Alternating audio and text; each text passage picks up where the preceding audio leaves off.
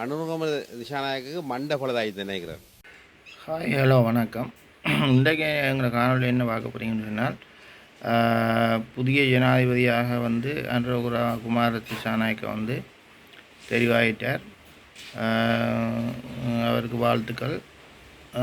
அது சம்பந்தமாக நன்மை தீமைகள் எப்படி இனி என்ன மாதிரியான ஆட்சிகள் நடைபெறப் போகின்றது பொறுத்திருந்து தான் பார்க்கணும். அதோடு மட்டக்களப்பு ராஜாங்க அமைச்சர் சந்திரகாந்தன் பிள்ளையான் சந்திரகாந்தன் ராஜாங்க அமைச்சர் அவர்கள் தற்போதைய ஜனாதிபதி அனுரகுமார் திசாநாயக்காவை பற்றி சில கருத்துக்களை வெளியிட்டிருக்கார்.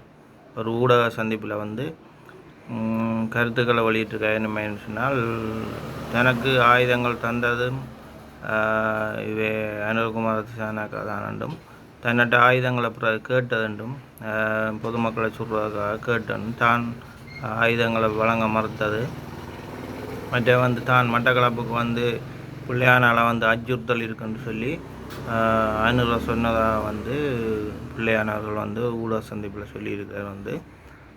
இது எந்த அளவுக்கு உண்மை என்றது தெரியல. அவர் நேரடியாக தன் கருத்தை சொல்லியிருக்கார். இதில் இப்போ தற்போதைய ஜனாதிபதிக்கும் பிள்ளையான் அவர்களுக்கும் இடையில் ஒரு கருத்து மோதல் இடம்பெற்று கொண்டிருக்குதுன்னு தான் சொல்லணும். இப்போ அவர் ஜனாதிபதியாக வந்துட்டார். இனி என்ன நடக்க போகுதுன்றதை பொறுத்திருந்து பார்ப்போம். அவற்றை காணொலியை நான் இதில் போடுறேன். பிள்ளையானவர்கள் பேசின காணொலியும் இருக்குது, அதையும் போடுறேன். பாருங்க, பார்த்து சப்ஸ்கிரைப் பண்ணுங்க. நன்றி, வணக்கம். அனுருகம திசாநாயக்கு மண்ட பலதாயித்து நினைக்கிறேன்.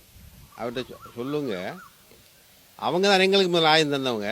அதுபோல் என்னட்ட ஆயுதம் கேட்டவங்க மக்களை சுடுறதுக்கு நான் கொடுக்கல. அதால் அவர் தலைவராக இருக்கல, வேறாக தலைவராக இருந்தவங்க மற்றவங்களை பொறுப்பாக கலைக்கப்பட சொல்லுங்க. அவர் ஜனநாயகம் வந்தால் தேடி பார்க்கட்டும். அதால் ஜேபிக்கு சொல்கிற விஷயம், அனுரகுமார திசாநாயக்க நேற்று நாங்கள் அச்சுறுத்தல் பண்ணுறேன்னு சொன்னால், உங்களுக்கு தெரியும் மட்டக்களப்பு மாவட்டத்தில் ஆகக்கூட வாக்கறதா இருக்குது. அப்போ அவர் ஜனநாயகத்தை பற்றி கேட்கிறால் யோசிச்சு பொறுப்பான தலைவராக கலைக்கப்பட வேணும். அதேபோல் இந்த நாட்டை தீக்குள்ளே தள்ளி அநியாயமாக இந்த யூனிவர்சிட்டி பிள்ளையெல்லாம் கொண்டு போய் ஒரு வன்முறையில் ஈடுபடுத்துகிற ஒரு கட்சி அது. இந்த நாட்டை அழிக்க நினைக்கிற ஒரு தலைவர் எங்களோட மண்ணில் அப்படி பேசினது கவலை அடைகிறார். அவங்க தான் ஒரு பிரபலியமான ஆயுதக்குழு. அதேபோல் தமிழக விடுதலை கட்சி ஆரம்பத்தில் எங்களுக்கு ஆயுதம் தந்தவங்க தான், எங்கள்கிட்ட ஆயுதம் கைமாறினதவங்க தான். அந்த ஆயுதங்களை தேடி இருக்கிறதுக்கான ஏற்பாடு செய்ய சொல்லி அனுரகுமார திசாநாயக்க நான் சொல்ல விரும்புகிறேன்.